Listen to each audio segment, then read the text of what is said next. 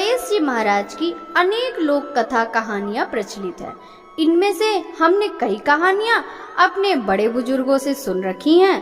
वहीं व्रत करते समय हमें गणेश जी की कहानी अवश्य ही सुननी चाहिए, जिसे सुनने और पढ़ने से हमारा व्रत पूर्ण होता है और हमें व्रत का फल प्राप्त होता है। गणेश जी की 5 प्रसिद्ध कहानियां आज मैं आपको सुनाने वाली हूँ, जिन्हें श्रद्धा से सुनने से सबका मंगल होता है। गणेश जी की प्रथम कहानी। एक बार गणेश जी महाराज ने पृथ्वी के लोगों की परीक्षा लेने के लिए एक छोटे बालक के रूप में पृथ्वी की यात्रा की। वह एक हाथ में एक चम्मच दूध और दूसरे हाथ में एक मुट्ठी भर चावल लिए घूम रहा था, यह बोलते हुए कि यह चावल और दूध लेकर कोई मेरे लिए खीर बना दो। यह कहते हुए वे गांव-गांव में घूमने लगे, लेकिन कोई गणेश जी की इन बातों पर ध्यान नहीं दिया। सभी हंसते हुए बोलने लगे, मूर्ख लड़का, क्या एक चम्मच दूध और मुट्ठी भर चावल से खीर बनाया जा सकता है? इस तरह गणेश जी महाराज गांव-गांव घूमे, लेकिन कोई भी उनके लिए खीर बनाने के लिए राजी नहीं हुआ। सुबह से शाम होने लगी, तभी एक बूढ़ी माँ अपने घर के बाहर बैठी थी। उसने गणेश जी को देखा और कहा, बेटा, अपना खीर बनाने की सामग्री मुझे दे दो, मैं तुम्हारे लिए खीर बना देती हूँ। बूढ़ी माँ की बात सुनकर गणेश जी ने कहा, खीर बनाने के लिए अपने घर का सबसे बड़ा बर्तन ले आओ। बूढ़ी माँ छोटे बच्चे का मन रखने के लिए घर का सबसे बड़ा बर्तन लेकर आई। गणेश जी बर्तन में दूध और चुटकी भर चावल डालने लगे। यह देखकर बूढ़ी माँ के आश्चर्य का ठिकाना न रहा। बूढ़ी माँ के घर के सारे बर्तन दूध और चावल से भर गए। गणेश महाराज ने बूढ़ी माई से कहा, मैं स्नान करके आता हूँ, तब तक तुम खीर बना लो, मैं आकर खीर खाऊंगा। बूढ़ी माँ बोली, बेटे, मैं इतना खीर का क्या करूँ? तब गणेश जी ने कहा कि माता, आप पूरे गांव को खीर खाने के लिए आमंत्रित कर दो। बूढ़ी माँ खुशी से कहती है, ठीक है बेटा, मैं ऐसा ही करती हूँ।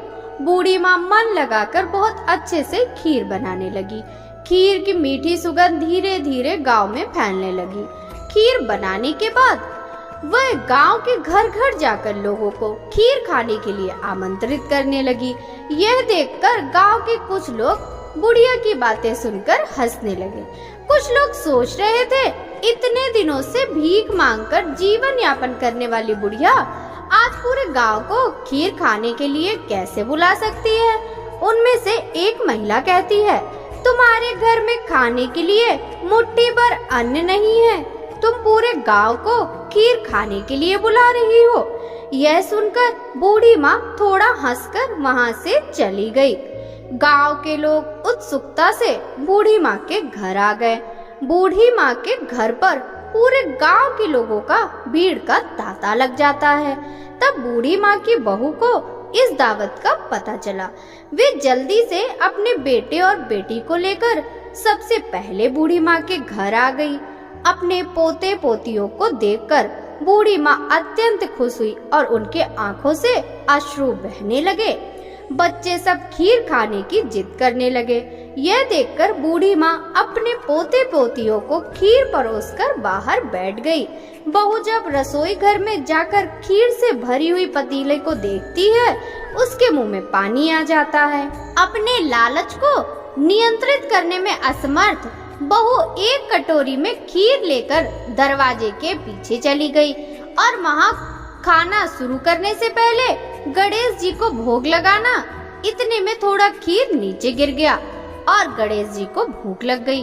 गणेश जी प्रसन्न हो गए। बूढ़ी माँ छोटे बच्चे को आता देख कहने लगी, बेटा, खीर तैयार है, आकर भोग लगा ले। गणेश जी ने कहा, तेरी बहू जब मेरा नाम लेकर भोग लगाया तभी मेरा पेट भर गया था, मैं तो तृप्त हो गया। अब तुम खाओ, अपने परिवार और पूरे गांव को खाना खिलाओ। बुढ़िया कहती है, बेटा, खीर बहुत ज्यादा है, सबका पेट भरने के बाद भी बहुत खीर बच जाएगी, फिर मैं उस बचे हुए खीर का क्या करूँगी? माँ, बचा हुआ खीर तुम अपने घर के चारों कोनों में रख देना, यह कहकर गणेश जी महाराज अंतर ध्यान हो गए। जब सारा गांव भरपेट खीर खा चुका होता है तब बहुत सी खीर बची रहती है।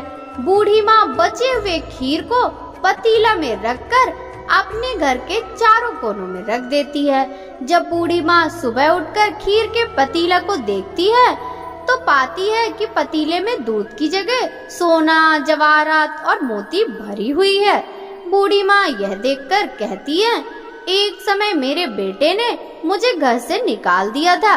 मैं भीख मांगकर गुजारा करती थी, लेकिन अब मैं बहुत खुश हूँ। मेरी सारी गरीबी दूर हो गई। अब मुझे कोई दुख नहीं है, मैं चैन से जी सकती हूँ।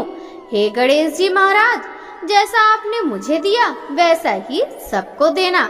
बोलिए श्री गणपति गणेश महाराज की जय। श्री गणेश जी महाराज की दूसरी कहानी। बहुत समय पहले की बात है। एक बहन और एक भाई रहते थे।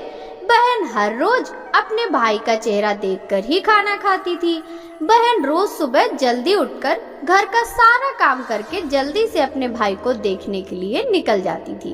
रास्ते में एक पीपल के पेड़ के नीचे गणेश जी की मूर्ति थी, जहाँ वे नित्य हाथ जोड़कर कहती थी, भगवान मेरे जैसा अमर सुहाग और मेरे जैसा अमर पीहर सबको देना। रास्ते में जाते हुए जंगल का कांटा उसके पैर में चुभ जाता है। एक दिन बहन ने अपने भाई का चेहरा देखा और बैठ गई।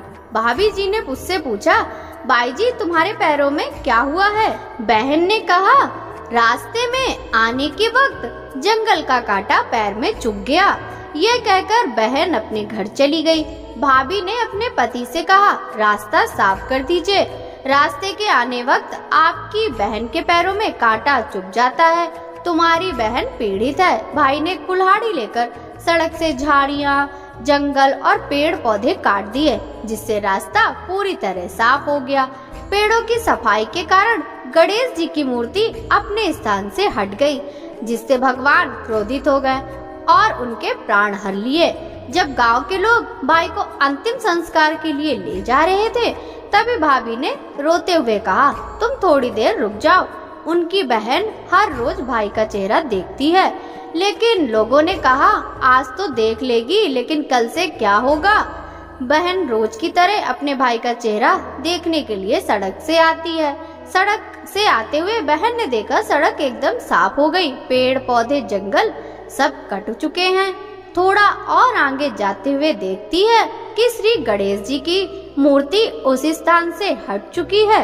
यह देखकर वे जल्दी से खेजड़ी की डाल लेकर गणेश जी के स्थान पुनः प्रतिष्ठित करती है और हमेशा की तरह हाथ जोड़कर कहने लगती, भगवान मेरे जैसा अमर सुहाग और मेरे जैसा अमर पीहर सबको देना।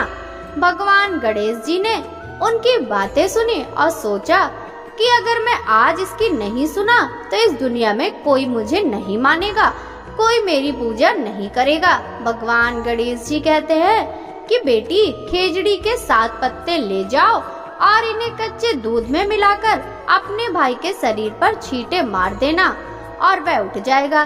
जब बहन ने पीछे मुड़कर देखा तो कोई नहीं था, तो उसने सोचा कि जैसा सुना है वैसा ही कर लेती हूँ। वह खेजड़ी के 7 पत्ते लेकर घर गई और देखा कि वहाँ लोगों की भीड़ लगी हुई है। वे घर जाकर देखी उसके भाई का शरीर रखा हुआ है और उसकी भाभी रो रही थी। जैसे ही वह गणेश जी से सुनी थी, वैसे ही उसने कच्चे दूध में खेजड़ी के 7 पत्ते मिलाकर भाई के शरीर में छिटक दिया और उसका भाई जाग उठा। भाई उठकर कहा, आज मुझे गहरी नींद आई। बहन ने कहा, ऐसी नींद कोई शत्रु को भी ना आए, और उसने भाई को सारी घटना बताई। गणेश जी महाराज की जय। भक्तों, अब हम श्री गणेश जी महाराज की तीसरी कहानी सुनेंगे। एक बार की बात है, एक गांव में एक लड़की अपनी माँ के साथ रहती थी। एक दिन लड़की ने अपनी माँ से जिद की, गांव में गणेश मेला लगा है, सब लोग देखने जा रहे हैं, मुझे भी जाना है। माँ ने यह सुनकर कहा कि मेले में बहुत भीड़ होती है, तुम गिर पड़ोगी, तुम्हें चोट लग सकती है। लेकिन लड़की ने अपनी माँ की बात नहीं मानी और मेले में जाने की जिद करने लगी। लड़की की जिद देखकर उसकी माँ ने उसे मेले में जाने की अनुमति दे दी और कहा, गुस्सा छोड़ दो, मेले में अपना ख्याल रखना। जब लड़की मेले में जा रही थी तो माता ने उसे 2 लड्डू और 1 घंटी में पानी देकर कहा कि 1 लड्डू और थोड़ा सा पानी भगवान गणेश जी को देना और 1 लड्डू और बचा हुआ पानी तुम खा पी लेना। लड़की लड्डू और पानी लेकर मेला देखने गई। धीरे धीरे शाम हो गई, लेकिन लड़की फिर भी घर नहीं लौटी। लड़की मेले में गणेश जी की मूर्ति के पास जाकर बैठ जाती है और कहती है, 1 लड्डू और थोड़ा पानी आपके लिए, 1 लड्डू और बचा हुआ पानी मेरे लिए। अब आप जल्दी से अपने 1 लड्डू और थोड़ा पानी खा पी लो ताकि मैं अपना लड्डू और बचा हुआ पानी खा पी सकूं। यह कहकर लड़की पूरी रात वहीं गुजार देती है। यह देखकर भगवान ने सोचा कि यदि मैं यह लड्डू नहीं खाऊंगा और जल नहीं पीऊंगा तो यह कन्या यहाँ से घर नहीं जाएगी। तो भगवान गणेश जी ने एक लड़के के रूप में वहाँ आए और लड़की के 1 लड्डू और थोड़ा पानी खा पी लिया। खाने के बाद भगवान गणेश जी ने कहा, तुम्हें वह जो चाहिए वह मांग लो। लड़की ने यह सुनकर सोचने लगी, मुझे क्या मांगना चाहिए? मैं अन्न मांगू या धन, खेत मांगू या महल, या मैं अपने लिए एक वर मांग लूं? भगवान समझ गए कि लड़की क्या सोच रही है और कहा, लड़की तुम अपने घर चली जाओ, तुमने मन में जो था वह सब तुम्हें मिल जाएगा। फिर लड़की वहाँ से अपने घर चली गई। घर पहुँचते ही माँ ने पूछा, इतनी देर कैसी हुई, तुम कहाँ खो गई थी? लड़की माँ से कहती है, माँ मैंने ठीक वैसा ही किया जैसा आपने कहा था। मैंने 1 लड्डू और थोड़ा पानी गणेश जी को दिया और 1 लड्डू और बचा हुआ पानी मैंने खा पी लिया। जैसे ही लड़की ने यह सब कहा, उसकी वह सारी इच्छाएं पूरी हो गई जो उसने उस समय सोची थी। बोलिए श्री गणपति गणेश महाराज की जय। अब हम श्री गणेश जी महाराज की चौथी कहानी श्रवण करेंगे। एक बार की बात है, एक गांव में एक बुढ़िया अपने परिवार के साथ रहती थी। बूढ़ी माँ भगवान विष्णु की बहुत बड़ी भक्त थी। वह सदैव श्रद्धा के साथ एकादशी व्रत का पालन करती और कथा सुनती, लेकिन बूढ़ी माँ ने व्रत करते समय कभी गणेश जी की कथा नहीं सुनी थी और न कभी बोली थी। इसी कारण बूढ़ी माँ का व्रत अधूरा ही रह गया। लेकिन बूढ़ी माँ को यह पता नहीं था। बूढ़ी माँ सोचती थी वह संपूर्ण व्रत पालन कर चुकी। इस व्रत के पालन के पुण्य परिणाम स्वरूप उसे वैकुंठ लोक की प्राप्ति मिलेगी।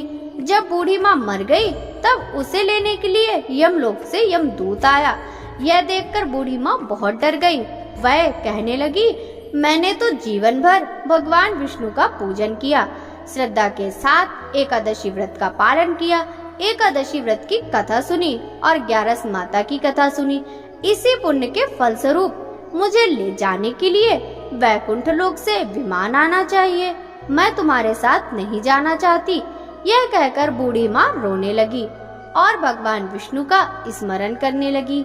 भगवान विष्णु गरुड़ में सवार होकर वहाँ प्रकट हो गए और कहा, बूढ़ी माँ आपने हमेशा एकादशी का व्रत श्रद्धा के साथ आदर पूर्वक किया है, लेकिन आपने व्रत करते समय श्री गणेश जी महाराज की कथा नहीं सुनी, इसलिए आपका व्रत अधूरा ही रह गया। बूढ़ी माँ भगवान विष्णु से जीवन दान मांगने लगी ताकि वह एकादशी का व्रत ठीक से पालन कर सके और गणेश जी महाराज की कथा सुन सके, जिससे वह एकादशी का व्रत संपूर्ण प्राप्त कर सके। यह बात सुनकर भगवान विष्णु ने बूढ़ी माता को 2 साल के लिए जीवन दान दिया। बूढ़ी माँ को जीवन दान मिलते ही वे श्रद्धा से गणेश जी की पूजा करने लगी, एकादशी व्रत की कथा सुनने लगी, 11 माता की कथा सुनने लगी और अंत में गणेश जी की कथा सुनने लगी। इस तरह उन्होंने 2 साल के अंदर सभी 11 पूरी कर ली। गणेश जी की कृपा से बूढ़ी माता को एकादशी व्रत का पूर्ण फल मिल गया।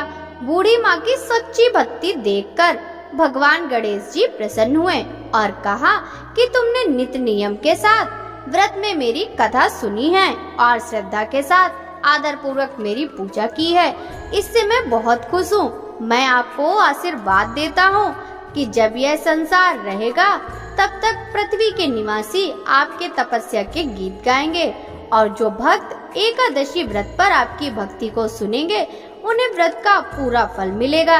गणेश जी महाराज बूढ़ी माँ की भक्ति से प्रसन्न होकर बूढ़ी माँ के घर को अन्न धन से भर दिया और सुख समृद्धि वास करने लगी।